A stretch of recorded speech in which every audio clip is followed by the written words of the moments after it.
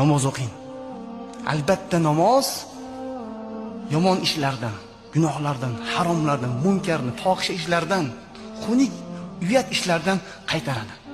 Rasululloh sollallohu alayhi vasallam hadisda aytadiki: "Ida waqafa ahadukum fis solati fala yaltafit."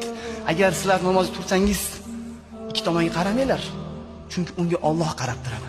Tasavvur qiling, siz namoz o'qisiz, bu olamning Robbisi, Jabroilning Xudosi sizga qarab turadi. Modomiki mehribon Alloh sizga qarasa, unda sizga mehrdan beradi. Modomiki go'zal, chiroyli, nurli Alloh sizga qarasa, siz ham nurli, go'zal, chiroyli bo'lasiz. Shuning uchun namoz o'qigan odamlarni, vaqtida o'qigan odamlarni ko'rsangiz, yuzda nur yog'ilib turadi.